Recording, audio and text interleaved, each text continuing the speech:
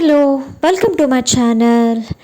ಈ ಒಂದು vlog Deepavali vlog 2 ಆಗಿರುತ್ತೆ, ಅಂದರೆ ಪಾರ್ಟ್ 2. ನಾವು ಆಲ್ರೆಡಿ ಪಾರ್ಟ್ 1 ಅಪ್ಲೋಡ್ ಮಾಡೀನಿ. ಯಾರೆಲ್ಲ ನೋಡ್ದಿಲ್ಲ ಪ್ಲೀಸ್ ನೋಡ್ಕೊಂಡು ಬರ್ರಿ. ಮಾರ್ನಿಂಗ್ ಎಲ್ಲ ಯಾವ ರೀತಿ ಸೆಲೆಬ್ರೇಟ್ ಮಾಡಿದ್ವಿ ಅಂದರೆ ನರಕ ಚತುರ್ದಶಿ ದಿನದ್ದು ವ್ಲಾಗ್. ಅವತ್ತಿಂದ ಮಾರ್ನಿಂಗ್ ಏನೇನೆಲ್ಲ ಸೆಲೆಬ್ರೇಟ್ ಮಾಡಿದೆ ಅಂತ ನಾನು ಪಾರ್ಟ್ 1 ಒಳಗೆ ತೋರಿಸ್ತೀನಿ.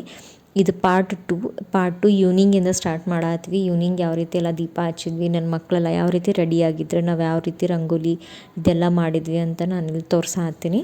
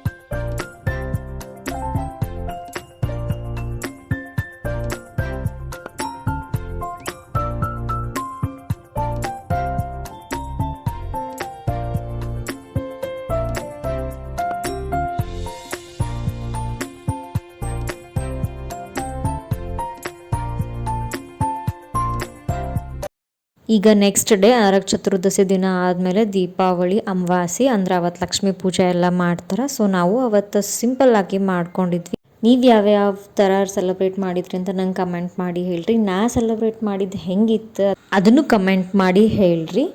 ಯಾರೆಲ್ಲ ಈ ವ್ಲಾಗ್ ಫಸ್ಟ್ ಟೈಮ್ ನೋಡತ್ರಿ ಪ್ಲೀಸ್ ಲೈಕ್ ಮಾಡ್ಕೊಂಡು ನೋಡ್ರಿ, ಸಬ್ಸ್ಕ್ರೈಬ್ ಮಾಡಿರಿ, ನಿಮ್ಮ ಫ್ಯಾಮಿಲಿ ಫ್ರೆಂಡ್ಸ್ಗೆಲ್ಲ ಶೇರ್ ಮಾಡ್ಕೋಬೋದು. ಅವತ್ತಿನ ದಿನ ಲಕ್ಷ್ಮೀ ಪೂಜೆ ದಿನ ನಾನು ಏನು ಅಡುಗೆ ಮಾಡಿದ್ದೆ ಅಂತ ತೋರ್ಸಾತ್ತೆ. ಹಿಂದಿನ ನರಕ ಚತುರ್ದಶಿ ದಿನ ನಾವೇನು ಹೋಳ್ಗೆ ಮಾಡಿದ್ವಿ ಅವತ್ತು ಹೋಳ್ಗೆ ಆಯಿತು. ಈಗ ಅಮಾವಾಸ್ಯೆ ದಿನ ನಾನು ಇಲ್ಲಿ ಗೋಧಿ ಹುಗ್ಗಿ ಮಾಡೀನಿ.